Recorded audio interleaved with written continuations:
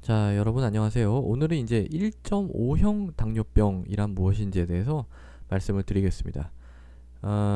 우리가 보통 1형 당뇨, 2형 당뇨 이런 얘기를 하죠. 2형 당뇨. 제가 이제 지난 비디오에서 그 1형 당뇨는 인슐린을 분비하는 췌장의 베타 세포 자체가 자가 면역 기전에 의해서 부서진다고 말씀을 드렸고, 2형은 이제 인슐린의 저항이 생긴 거라고 말씀드렸죠. 그러니까 인슐린은 분비를 하는데 그 인슐린이 다른 데 가서 제대로 작동을 못하는 그런 거라고 말씀을 드렸어요. 근데 이제 이건 들어보신 분도 있고 생소하신 분도 있을 텐데요. 1.5형 당뇨라는 이제 얘기가 곳곳에서 좀 나오기 시작했습니다.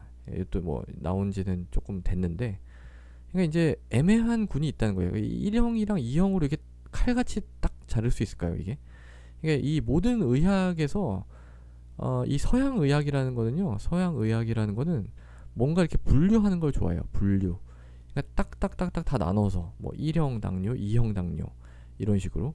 B형 간염 제가 말씀드릴 때도 B형 간염 때 기를 다 나누죠. 뭐 면역 관용기다 무슨 기다 해가지고 쭉 나누고, 뭐 간경변도 뭐 대상성, 비대상성, 뭐 또 스코어 만들죠. 막 점수 체계를 만들어서 몇 점부터 몇 점까지는 A, B, C 뭐 이런 걸 줘요. 딱딱딱딱.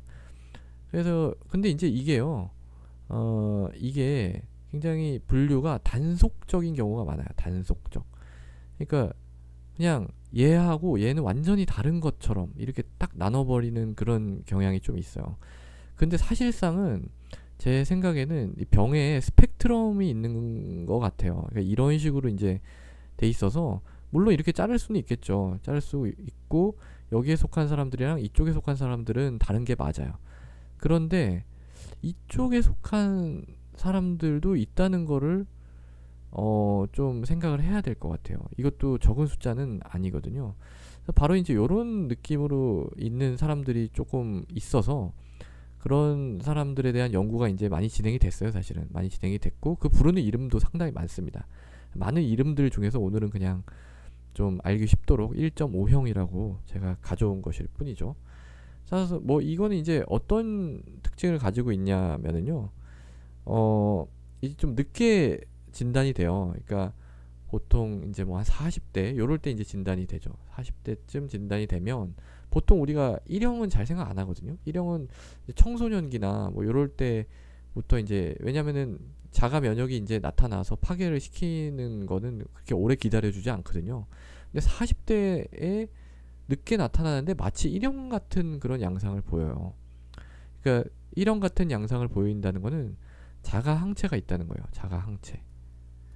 뭐 안티 GAD 뭐 이런 거, 이런 췌장을 부수는 자가 항체가 있다는 거예요. 그러면은 아니 자가 항체가 있으면은 그냥 1형이지, 이게 이게 왜 1.5형 이렇게 이제 부르느냐 이렇게 얘기할 수 있잖아요. 그런데 이 자가 항체가 이걸 부수는 게 그렇게 뭐 이렇게 아주 뭐 강하게 부수는 것 같지가 않아요. 그러니까 서서히 부수는지 어쩌는지, 아니면 아예 안 부수는 것 같기도 한 모습을 보여줍니다. 그래서 그렇게 얘기하기가 좀 힘든 거예요. 딱 칼로 자르듯이.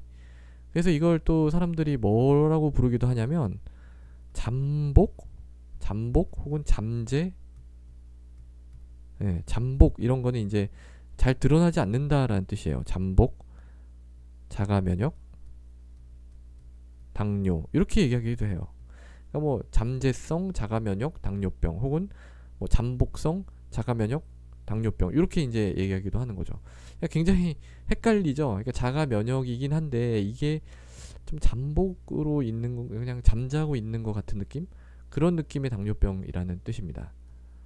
근데 이것도요, 최근에는 얘가 이렇게 마치 안 부수는 것 같지만 그래도 자세히 조사를 해보니까 부순다, 이런 식으로 좀 트렌드가 가고 있는 것 같아요. 그래서 이 잠복자를 좀 빼자 하는 얘기가 많습니다. 그래서 그냥 자가면역 당뇨병이라고 부르자. 영어로는 이제 오토이뮨 다이아비티스라고 해서 오토이뮨 다이아비티스 인 어덜트, 이렇게 ADA, 옛날에 이제 L이 붙었거든요. 레이턴트 잠복이라고 그러죠.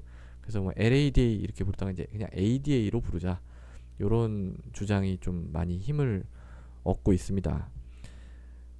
그래서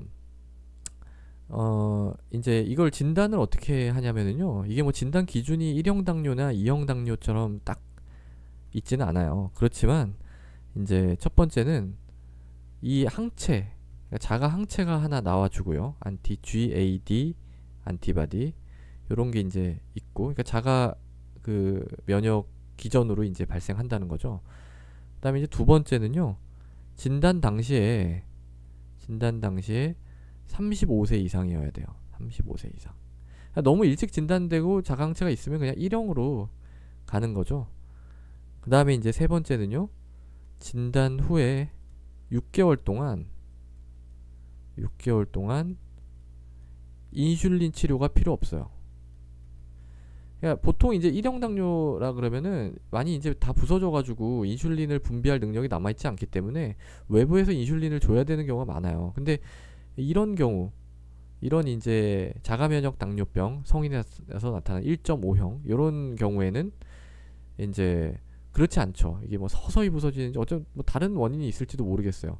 어쨌든 바로 인슐린이 필요하진 않는다 이런 뜻이에요. 이 세 가지 조건이 좀 만족을 하면 자가 면역 당뇨병 가능성이 이제 있겠다 생각을 하시면 됩니다. 자, 그래서 오늘은 이제 1.5형 당뇨병이란 무엇인지에 대해서 말씀을 드렸고, 뭐 이런 자세한 그런 것보다도요, 이 질병이 좀 연속적으로 이렇게 발생하는 것이 아니냐, 혹은 이렇게 표현할 수도 있죠. 벤 다이어그램으로. 다른 강의들 같은데 보면 뭐 이렇게도 많이 얘기를 해요. 그러니까 1형 당뇨가 이만큼이고 2형 당뇨가 이만큼이면 요 겹치는 부분 요런 데가 있어요. 분명히 이거 말고도 있어요. 근데 이제 뭐 여기에 이제 얘가 들어간다 요런 식으로 설명을 드리기도 합니다. 그런데 아직 우리나라 가이드라인 상에서는요 요거를 그냥 1형 당뇨의 특수한 형태로 취급을 합니다. 제가 생각해도 뭐 굳이 나눈다면 2형보다는 2형에 합당한 거는 이 진단 당시에 35세 이상이라는 거 요거 하나밖에 없거든요. 이거 하나 가지고 2형이라고 하기는 좀 그렇고요. 만약에 둘 중에 굳이 하나를 선택하라고 한다면 1형 당뇨에 조금 더 가까운 형태가 아닌가 이렇게 생각이 됩니다. 감사합니다.